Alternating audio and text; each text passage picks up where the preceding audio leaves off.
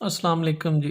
आज हम differential geometry के टॉपिक में पढ़ेंगे कि नॉर्मल फॉर्म किसे कहते हैं, और फिर हम सीखेंगे कि ऑस्कुलेटिंग प्लेन क्या होती है, नॉर्मल प्लेन क्या होती है, ऑस्कुलेटिंग प्लेन क्या होती है और रेक्टिफाइंग प्लेन क्या होती है। इसको हम थोड़ा सा डिटेल से सीखेंगे ताकि हमें इतना हमारे पास कंसेप्ट आ जाए कि हम उसको आसानी से याद रख सके। अब देखिए, नॉर्मल प्लेन और टेंजेंट प्लेन, और हमारे पास होती है तीसरी जो है बाई नॉर्मल प्लेन। तीन प्लेन्स हैं हमारे पास, तीन यूनिट वेक्टर्स हैं। यानी एक हमारे पास, अगर हम डायग्राम पहले देखें, बाद में हम डिफाइन करते हैं कि नॉर्मल प्लेन क्या होती है। सबसे पहले हम देखें कि हमारे पास एक कर्व है। लेट्स सपोज ये एक कर्व है, ये हमने स्केच कर ली।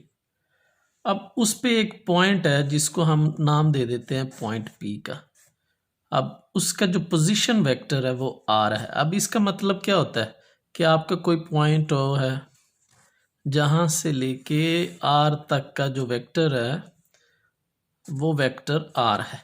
तो हम वेक्टर में उसको इस तरह से लिखते हैं जैसे हम पॉइंट के कोऑर्डिनेट्स लिखते हैं ना, हम एक्स कॉमा वाई, इसी तरह वेक्टर में हम वो जो पोजीशन वेक्टर होता है उस पॉइंट के रिस्पेक्ट से वो लिखते हैं। यानी पॉइंट और उसका पोजीशन वेक्टर आर है। और आम आप पॉइंट की बात कर रहे होते हैं तो फिर आप एक्स कॉमा वाई लिखते हैं। तो पोजीशन वेक्टर ऑफ आर हमारे पास ये है। तो बहरहाल ये हमने इसका मतलब ये आपको समझाया कि पी ऑफ आर का मतलब क्या होता है कि आर से मुराद पोजीशन वेक्टर है जिसको आपने आर से रिप्रेजेंट किया। एनीवे, अब हमारे पास एक टेंजेंट है। टेंजेंट आपको पता है कि जो कर्व को छू के गुजरे, टच करके गुजरे, वो हमारे पास टेंजेंट वेक्टर होता है, जिसको आप टी कैप कह लें या टी वेक्टर कह लें, वो एक ही बात है। तो हमारे पास एक टी यूनिट वेक्टर्स आ गया, टेंजेंट वेक्टर आ गया। आप इसको बढ़ाना चाहें तो ऐसे बढ़ा सकते हैं। अब टेंजेंट वेक्टर के ऊपर जो परपेंडिकुलर होता है, इसके ऊपर परपेंडिकुलर जो होगा वो नॉर्मल वेक्टर होता है। टेंजेंट और नॉर्मल वेक्टर आपस में परपेंडिकुलर होते हैं। अब इन दोनों के ऊपर टेंजेंट वेक्टर है, एक नॉर्मल वेक्टर है, एक और वेक्टर होता है जिसको आप बाई नॉर्मल वेक्टर कहते हैं।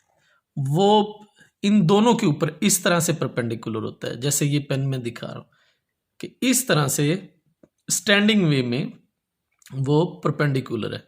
लेकिन हम क्योंकि इसको स्केच ऐसे नहीं कर सकते, ऐसे तो स्केच नहीं कर सकते पेपर पे, तो इसलिए इसको हम इस तरह से स्केच कर देते हैं ताकि आपको ये याद रहे कि ये इन दोनों के ऊपर परपेंडिकुलर। अब इसका मतलब क्या होगा, हमने बात की कि टी के टेंजेंट जो है वो नॉर्मल के ऊपर परपेंडिकुलर है और दोनों के ऊपर परपेंडिकुलर जो है वो बाई नॉर्मल है। तो इसका मतलब ये हो गया T N, T cap, N cap और बी कैप, ये तीनों आपस में एक दूसरे पे परपेंडिकुलर्स है। यानी अगर हम इनकी इक्वेशन लिखना चाहें तो हम लिख सकते हैं कि T dot B is equal to 0, यानी दोनों वेक्टर्स आपस में परपेंडिकुलर। इसी तरह बी डॉट एन वो भी परपेंडिकुलर है, इसी तरह एन डॉट टी जो है वो भी परपेंडिकुलर है। तो थोड़ा सा अगर आप लिखना चाहें तो लिख भी सकते हैं, यानी T cap dot N cap is equal to 0 because both are perpendicular to each other. And similarly T cap is also perpendicular to B cap, and similarly B cap also perpendicular to N cap. और dot में आप position आगे पीछे कर सकते हैं, N पहले लिख सकते हैं अभी। तो इस सब का क्या मतलब है, ये जो मैथमेटिकल लिखा हुआ है हमने, इस सब का मतलब ये है कि ये सारे जो आपने वेक्टर्स ड्रा किए हैं ये आपस में परपेंडिकुलर है। अगर ये बात हम समझ गए और हमने ये बात सीख ली, अब हम देखेंगे कि ये अगर प्लेन आप इसकी बात करें तो ये प्लेन आपकी ये कंसिस्ट कर रही है टी कैप पे और एन कैप पे, और इसी तरह अगली प्लेन आपकी एन कैप पे है और बी कैप पे, और इसी तरह तीसरी प्लेन आपकी है टी कैप पे और बी कैप पे। और हमारे पास ये जो प्लेन है जिसको आप अगर कुछ शेडेड करना चाहें तो बी कैप और एन कैप तो ये हमारे पास आ जाएगी, लेट्स सपोज ये हम बी कैप और एन कैप में ग्रीन कलर से अगर शेडेड कर रहे हैं, ये वाली प्लेन जो है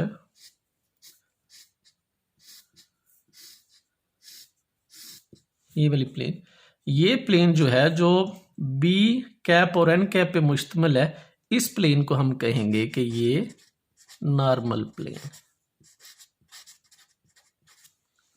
यानी अब किसकी बड़ी सिंपल सी डेफिनेशन होगी, a plane consist of n cap and B cap is called normal plane. कि ऐसी प्लेन जो एन कैप और बी कैप पे मुश्तमिल है, यानी एन यूनिट वेक्टर्स और बी यूनिट वेक्टर्स पे मुश्तमिल है, या नॉर्मल वेक्टर और बाइनॉर्मल वेक्टर पे मुश्तमिल है, तो ऐसी प्लेन को हम कहेंगे नॉर्मल प्लेन है। या हम ऐसे कह सकते हैं कि plane which is parallel to N cap and B cap, ऐसी प्लेन जो इन दोनों के पैरेलल है, ऐसी प्लेन को आप कहेंगे कि हमारे पास वो नॉर्मल प्लेन है। अब इन दोनों की तो पैरेलल होगी, एन कैप पे और बी कैप पे तो नॉर्मल प्लेन क्या होती है, पैरेलल होती है। अब ये जो टी कैप रह गया, अब इस पे वो परपेंडिकुलर आ जाएगी। यानी नॉर्मल प्लेन की अगर हम अब मैथमेटिकल फॉर्म लिखना चाहें तो हम इसको इस तरह से लिखते हैं, यानी आर माइनस आर। अब ये हम आपको बताएंगे कि आर माइनस आर का क्या मतलब होता है, बहरहाल आप ये याद रख लीजिए, एन माइनस आर। अब ये परपेंडिकुलर किस पे है, टी कैप पे है, तो T cap is equal to 0। ये हमारे पास इक्वेशन आ गई, equation of a normal plane, equation of a normal plane. तो ये नॉर्मल प्लेन की इक्वेशन आ गई हमारे पास। अब इसी तरह से अगर आप देखें कि जो एन कैप और टी कैप है, ऐसी प्लेन जो एन कैप और टी कैप पे मुश्तमिल है, यानी ये वाली प्लेन जिसको रेड कलर से किया जा रहा है, जो प्लेन इन दोनों वेक्टर्स के बीच में आएगी, यूनिट वेक्टर्स के, इस प्लेन को हम कहेंगे ऑस्कुलेटिंग प्लेन। इसको हम कहेंगे ऑस्कुलेटिंग प्लेन।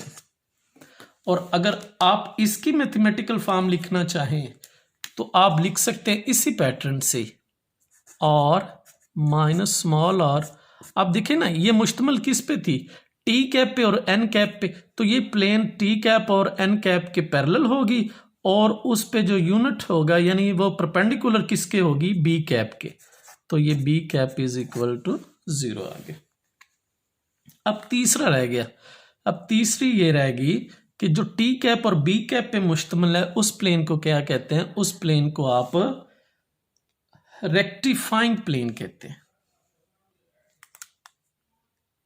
यानी ये जो प्लेन है हमारे पास, इसको अब मैं ब्लैक कलर से कर रहा हूं, ये वाली प्लेन जो इनके बीच में आएगी, इसको आप कहेंगे कि ये रेक्टिफाइंग प्लेन है, और इसकी मैथमेटिकल फॉर्म क्या होगी, आर माइनस आर। आप देखें ना, ये अब पैरेलल है टी कैप के और बी कैप के, और परपेंडिकुलर किसके होगी, एन कैप के, तो dot N is equal to 0 आए।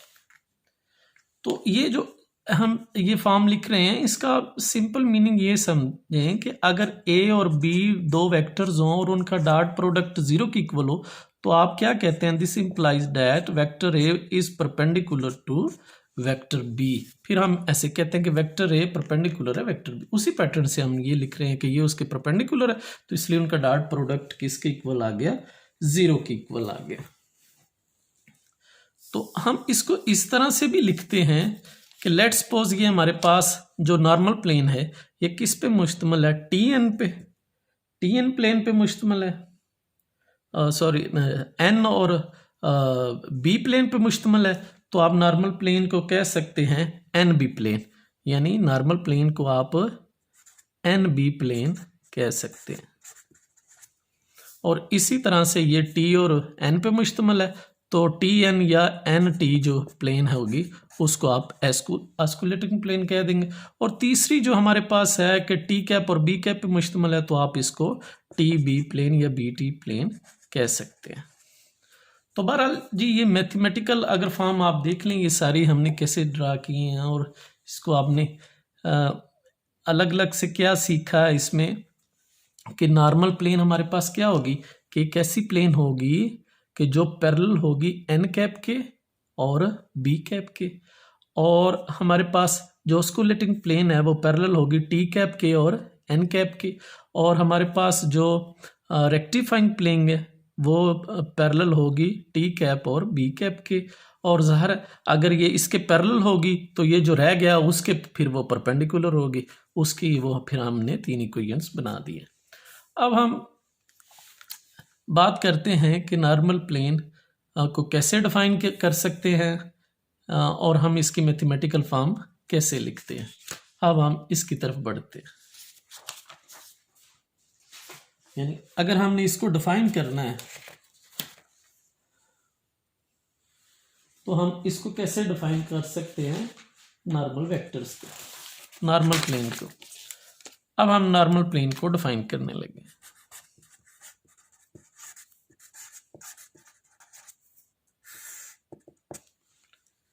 तो हम कह सकते हैं the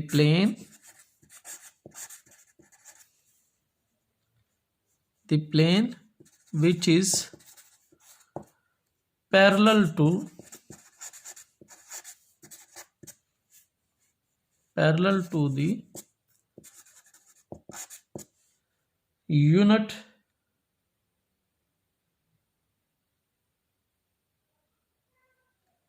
the plane which is parallel to the unit normal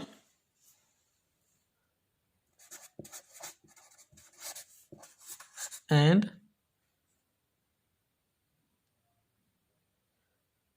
unit normal and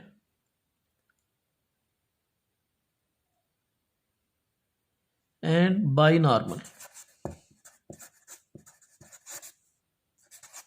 B cap. Unit normal को आप प्रिंसिपल यूनिट नॉर्मल भी कहते हैं, ये भी याद रखिएगा कि प्रिंसिपल यूनिट नॉर्मल उसको आप एन कैप कहते हैं और बाई नॉर्मल को आप बी कैप कहते हैं। तो ऐसी प्लेन जो पैरेलल हो principal unit normal N cap के और बी कैप के, उसको हम कहते हैं is called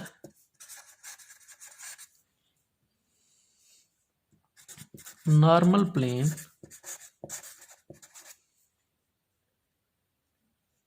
to curve C at point P whose position vector R। तो हम इस तरह बड़ा सिंपल वे से इसको हमने डिफाइन किया है कि ऐसी प्लेन जो कि पैरेलल है प्रिंसिपल यूनिट नॉर्मल के और बाई नॉर्मल के, जैसे कि हमने डायग्राम में बनाया था। डायग्राम वेरी क्विकली हम फिर बना लेते हैं कि हमारे पास ये एक कर्व है, ये पॉइंट हमारे पास एक P पॉइंट है जिसका पोजीशन वेक्टर आर है, ये हमारे पास एक यूनिट टेंजेंट होगी, उसके ऊपर हमारे पास जो परपेंडिकुलर आ गया वो नॉर्मल आ गया, और इन दोनों पे जो परपेंडिकुलर्स है वो बाई नॉर्मल आ गया, और इनके बीच में जो प्लेन लाई कर रही है ऐसी प्लेन को हम कहते हैं नॉर्मल प्लेन। अब ये देखें, अब ये नॉर्मल प्लेन किन के बीच में लाई कर रही है, किन वेक्टर्स के बीच में, एन कैप और बी कैप में। तो यही हमने कहा कि the plane which is parallel to the principal unit vectors N and binormal B cap is called normal plane to C at point P of R. तो इस तरह से हम, यानी हमने बड़ी सिंपल सी उसकी डेफिनेशन कर ली है कि ये किन किन के बीच में लाई करती है।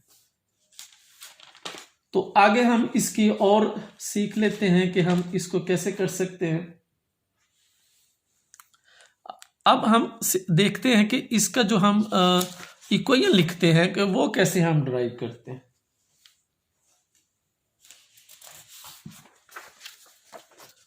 अब जरा देखिएगा इक्वेशन ऑफ नॉर्मल प्लेन।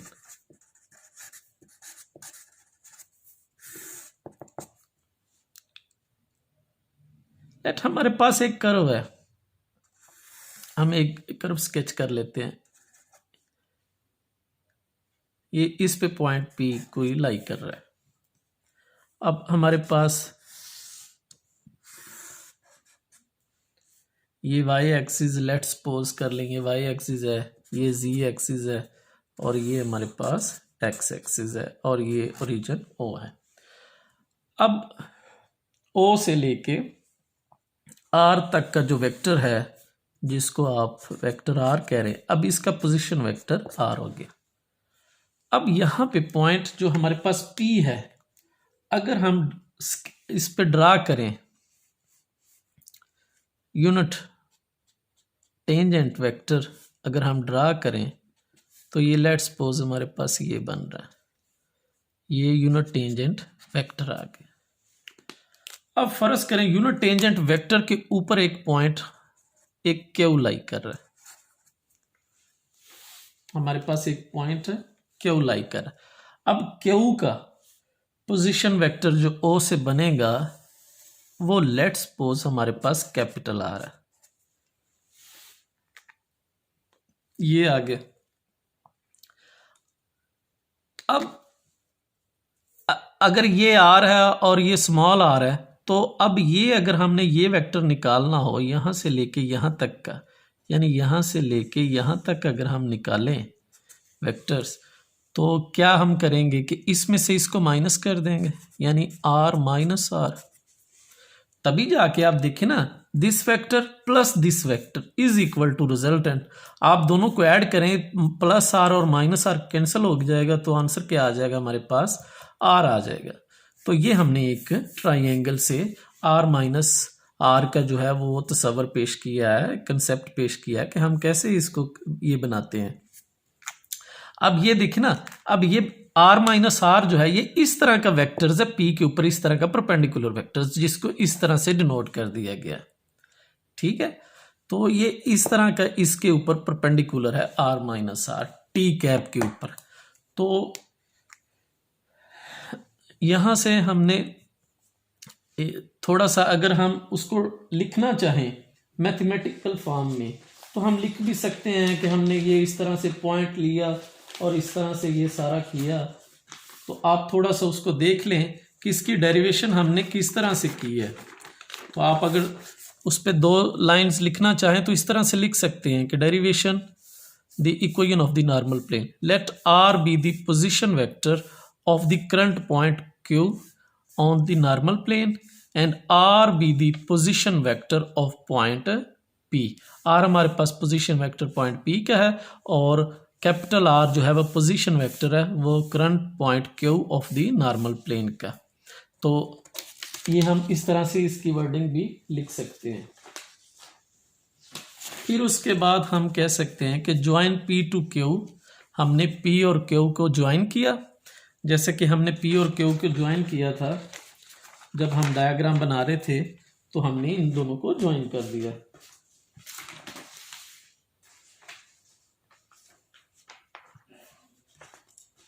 तो हमने ज्वाइन किया पी टू क्यू। अगर आप डायग्राम देख लें इस तरह से, तो ये इस तरह से कर्व बना सकते हैं। इस तरह टेंजेंट के ऊपर पॉइंट क्यू ड्रा किया, आर माइनस आर, और ये जो हमारे पास पोजीशन वेक्टर आर है ये कैपिटल आर है, तो ये आर माइनस आर, और हमने पी को क्यू के साथ ज्वाइन कर दिया। तो join P to Q, P Q हमारे पास फिर आ जाएगा R capital R minus small R vectors. Thus, according to the definition of the normal plane, r minus r and the unit tangent vector t cap are perpendicular to each other. तो वो एक दूसरे के perpendicular है क्योंकि उसी point से वो निकल रहा है और उसके ऊपर परपेंडिकुलर है। तो उसको आप लिख सकते हैं R minus R dot T cap, या अगर टी कैप नहीं लगाना चाहेंगे तो इस तरह सिंपल आप वेक्टर भी लगा सकते हैं। तो वो वैसे वेक्टर भी वो आपका यूनिट टेंजेंट वेक्टर ही होगा, which is the required equation of the normal plane. तो ये हमारे पास उसकी नॉर्मल प्लेन। उसके बाद आप ये डायग्राम जो हमने पहले बनाई है वो बनने के बाद आप लिख सकते हैं 10 एवरी लाइन थ्रो पी, हर लाइन जो पी में से गुजरेगी in this plane is a normal to the curve, वो नॉर्मल होगी कर्व के ऊपर, यानी परपेंडिकुलर होगी वो आपकी। नॉर्मल का मतलब परपेंडिकुलर होगी, is a normal to the curve, curve के ऊपर वो परपेंडिकुलर हो। तो इस तरह से आप वर्डिंग भी कर सकते हैं। तो ये हमारे पास वो डायग्राम थी। तो नॉर्मल प्लेन की इक्वेशन फिर हमारे पास क्या बनी, हम उसको रिपीट कर लें कि r minus small r dot t unit vectors is equal to 0 is required equation of a normal plane। ये हमारे पास रिक्वायर्ड इक्वेशन है नॉर्मल प्लेन की। और फिर हम देखते हैं कि हमारे पास ये तो आ गई ना normal form, equation of normal form में। अब हम कोई क्वेश्चन करते हैं इसी तरह नॉर्मल फॉर्म का कि इस तरह नॉर्मल जो प्लेन है वो किस तरह से ड्राइव की जा सकती है, इसकी एप्लीकेशन क्या है। तो हम क्वेश्चन की तरफ बढ़ते हैं। क्वेश्चन हमारे पास ये है, ये हम क्वेश्चन करने लगे हैं नॉर्मल प्लेन का।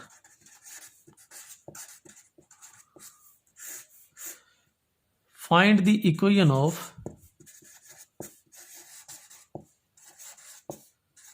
of the normal plane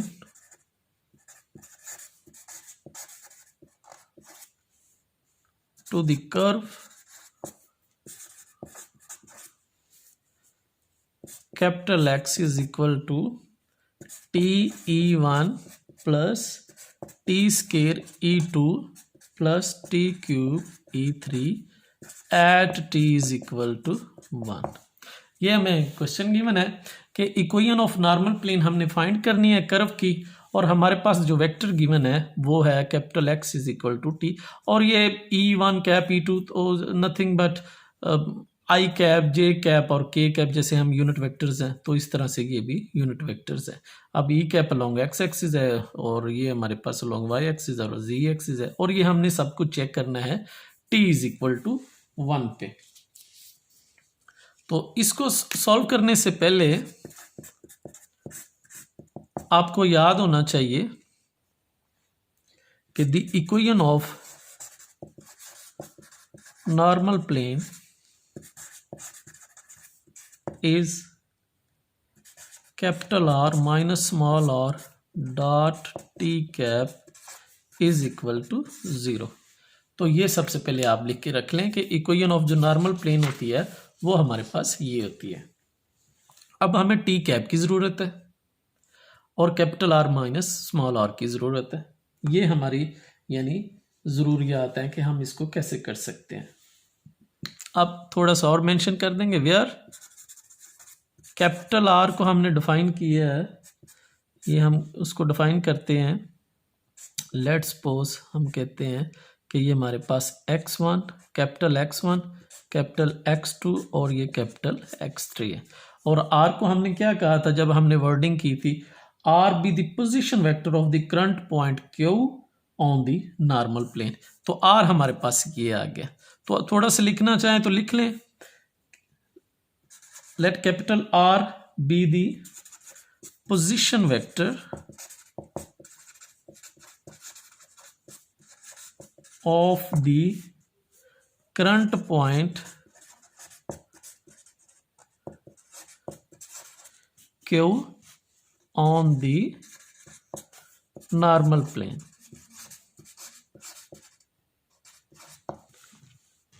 तो ये हमने कैपिटल R के आपने जो कोऑर्डिनेट्स हैं वो कैपिटल ही रखने हैं, चाहे capital X capital Y capital Z रखें, चाहे कैपिटल X1 X2 X3 रखें, वो आप पे है कि आपने क्या रखना है। और उसके बाद हमारे पास आ जाएगा स्मॉल r, और स्मॉल के आपने जो रखने हैं वो स्मॉल ही रखने हैं।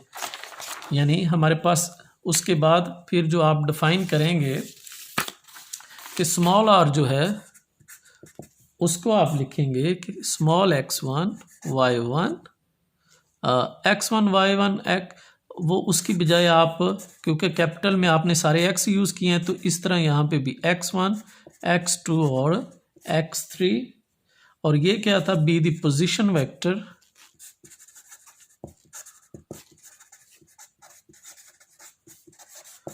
Of the point P। तो ये पोजीशन वेक्टर है पॉइंट P का। तो कैपिटल आर आपने दोबारा से फिर इसको देख लें कि कैपिटल आर आपने डिफाइन किया तो उसमें कैपिटल x1 x2 x3 आपने इंट्रोड्यूस करवाए हैं, और जब स्मॉल है तो आपने स्मॉल इसी तरह इंट्रोड्यूस करवा दिए। अब अगर आप कंपेयर करें ज़रा, अब फिर आ जाए क्वेश्चन की तरफ। अब ये यूनिट वेक्टर्स के साथ जो होगा आपका ये स्मॉल x1 होगा, और ये यूनिट वेक्टर्स के साथ टी स्केयर जो है ये x2 होगा, और ये जो है हमारे पास ये x3 होगा। यानी ये वेक्टर आर दिया हुआ है जिसको उसने कैपिटल x का नाम दिया हुआ है। सिंपल बात ये कि ये एक्चुअली क्या होता है हमारे पास, ये कैपिटल x जो है ये हमारे पास स्मॉल r गिवन दिया होगा, तो स्मॉल r ये हमारे पास फिर x1 हो गया जिसको हमने कहा, ये x2 हो गया और ये x3 हो गया। तो हम यहाँ पे कंपेयर करके यानी हम देख सकते हैं वेयर गिवन दैट, अब x1 गिवन है हमारे पास t के इक्वल, x1 फिर से आप देख सकते हैं कि x1 स्मॉल जो है जिसके हम स्मॉल r के हम पोजीशन वेक्टर्स लिख रहे हैं तो वो x1 t के इक्वल है, x2 जो है वो t स्क्वायर के इक्वल है, और x3 जो है वो t क्यूब के इक्वल है। तो तीनों को हमने लिख लिया, x1 x2 और x3।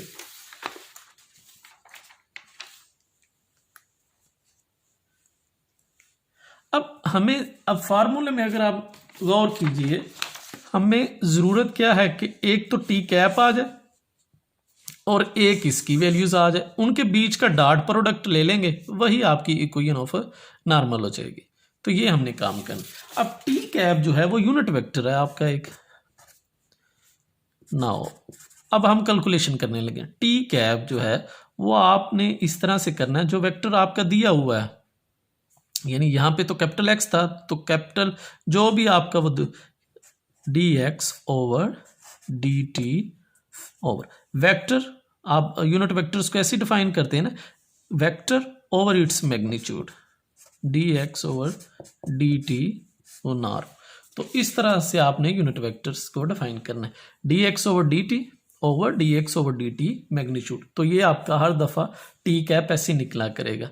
अब इसको कोई नाम रख लें आप, इसको नाम चलें, इसको ये नंबर 2 का रख लेते हैं। अब यानी x का आपने डेरिवेटिव लेना विद रिस्पेक्ट टू t, फिर उसी की आपने मैग्नीट्यूड लेनी, ये लेकिन ये सारा कुछ करना t इज इक्वल टू 1 पे, वो हमें गिवन था। तो x आपके पास था, अगर हम उसको फिर गौर कर लें आप, कैपिटल X आपके पास ये था। जब हम इसका डेरिवेटिव लेंगे विद रिस्पेक्ट टू t, यानी t वेरिएबल चल रहा है ना, तो dx ओवर dt जब हम इसका कैलकुलेट करेंगे तो ये हमारे पास आ जाएगा e1, क्योंकि t का कोफिशिएंट जो डेरिवेटिव 1 आ जाएगा, ये 2t आ जाएगा, और t क्यूब का जो डेरिवेटिव है वो 3t स्क्वायर आ जाएगा, e3 आ जाएगा। और अब हमें इसकी चाहिए मैग्नीट्यूड चाहिए, dx ओवर dt। अब इसकी मैग्नीट्यूड भी चाहिए, आपको पता है यूनिट वेक्टर्स के जो भी साथ होता है उसको आप एज ए मैग्नीट्यूड ले लेते हैं। और ये आ गया 2t स्क्वायर और ये आ गया 3t स्क्वायर और स्क्वायर रूट आ गया। लेकिन अब आपने वेक्टर्स ले लिया dx ओवर dt, उसकी मैग्नीट्यूड ले ली, तो हमें तो ये सारा काम t इज इक्वल टू 1 पे चाहिए था। जैसे ही आप at t is equal to 1 करेंगे, दोनों की वैल्यूज जब t इज इक्वल टू 1 पे चेक करेंगे तो आप देखें dx ओवर dt हमारे पास क्या आ जाएगा, वेक्टर्स जो है t1 रखा तो e1 आ गया ये, और 2e2 आ गया, और ये प्लस, और यहाँ पे t की वैल्यूज 1 रखेंगे तो 3e3 कैप आ गया।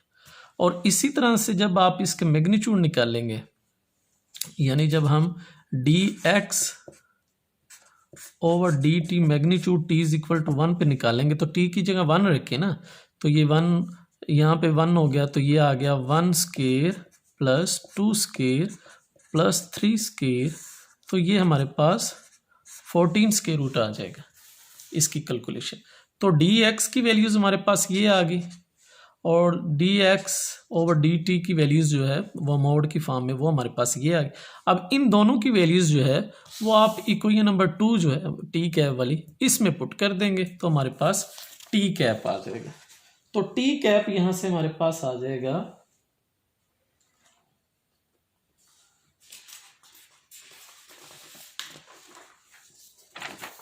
यानी टी कैप की वैल्यूज़ आ गई हमारे पास, जिसको हमने क्या की रखा हुआ था, D X over D T over D X over D T magnitude.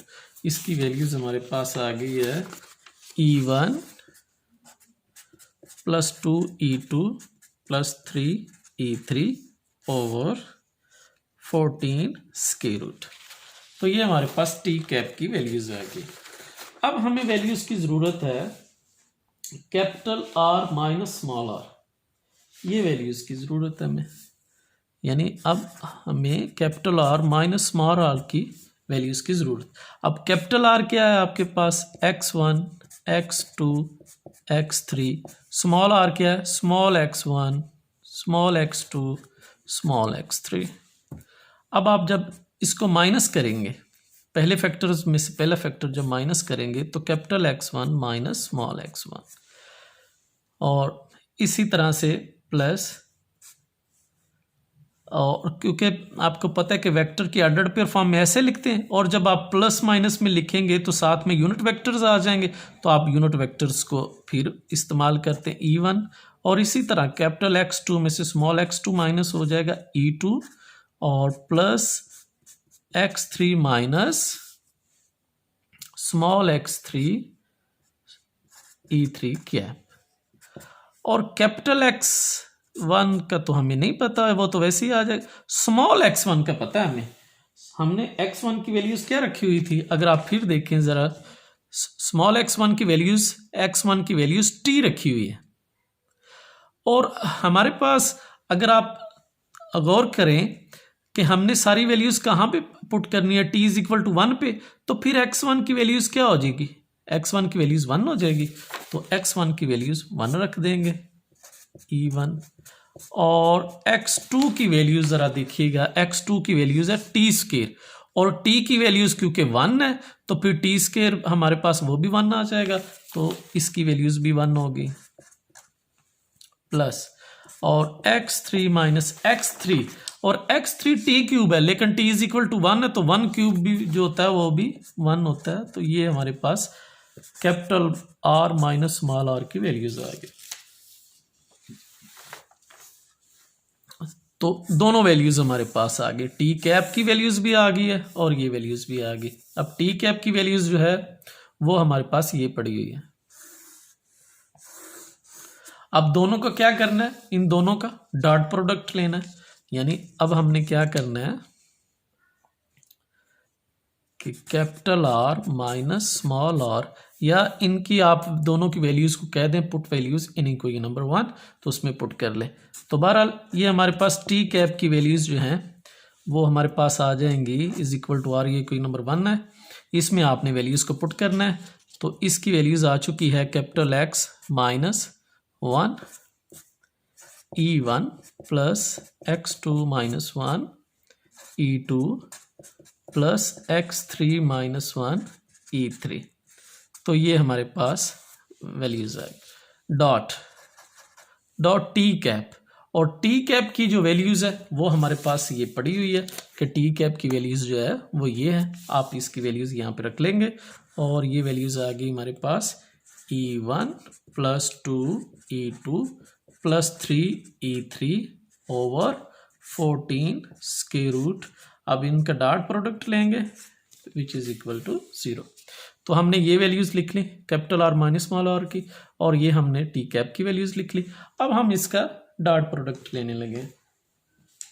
तो डॉट प्रोडक्ट आपको पता है कि ये यूनिट वेक्टर्स E1 का डॉट प्रोडक्ट ये E1 के साथ आ जाएगा, और जब आप इसका इसके साथ डॉट प्रोडक्ट लेंगे तो E1 डॉट E1 कैप वो 1 बन जाएगा। तो यही आ जाएगा x1 माइनस 1, यानी हमारे पास डॉट प्रोडक्ट आ गया x1 माइनस 1, तो वो 1 बन गया E1 डॉट E1। तो सेम अगर वेक्टर्स हों तो उनका डॉट प्रोडक्ट यूनिट वेक्टर्स का हमारे पास 1 आता है।